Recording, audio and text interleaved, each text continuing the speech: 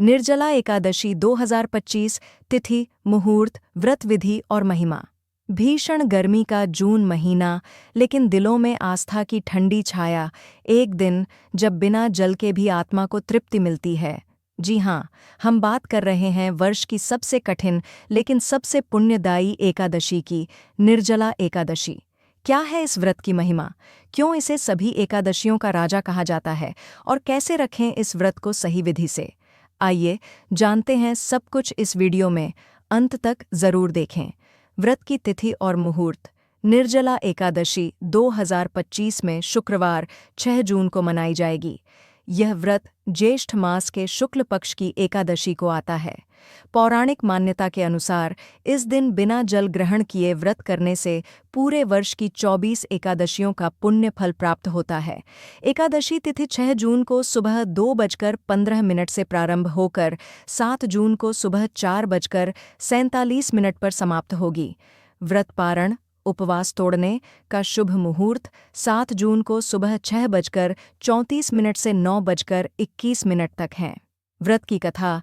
भीमसेन पांडवों में सबसे बलशाली, भोजन और जल के बिना नहीं रह सकते थे। परंतु जब श्री व्यास जी ने उन्हें निर्जला एकादशी का उपदेश दिया तो उन्होंने कहा, हे भीम, यदि तुम पूरे वर्ष एकादशी व्रत नहीं रख सकते तो कम से कम एक दिन निर्जला एकादशी का व्रत कर लो।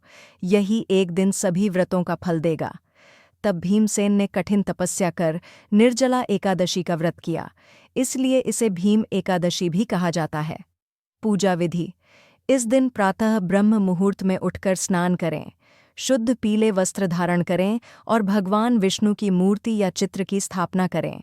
तुलसी के पत्तों से श्री हरि की पूजा करें, धूप दीप जलाएं और विष्णु सहस्र नाम का पाठ करें। भोग में फल, पंजीरी और पंचामृत अर्पित करें। पूरे दिन निर्जल व्रत रखें, यहाँ तक कि जल भी न लें। रात्रि को भजन, कीर्तन और ध्यान करते हुए प्रभु का स्मरण करें। अगले दिन द्वादशी के समय नियम अनुसार पारण करें। क्या न करें? इस एकादशी पर भूलकर भी ये कार्य न करें। जल, अनाज, चावल या नमक का सेवन न करें।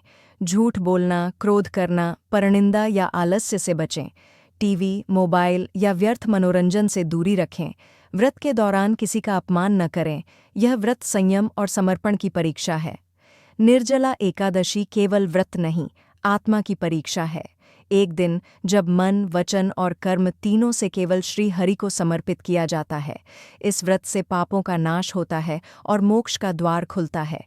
अगर यह वीडियो आपको ज्ञानवर्धक लगा हो तो लाइक, शेयर और सब्सक्राइब जरूर करें।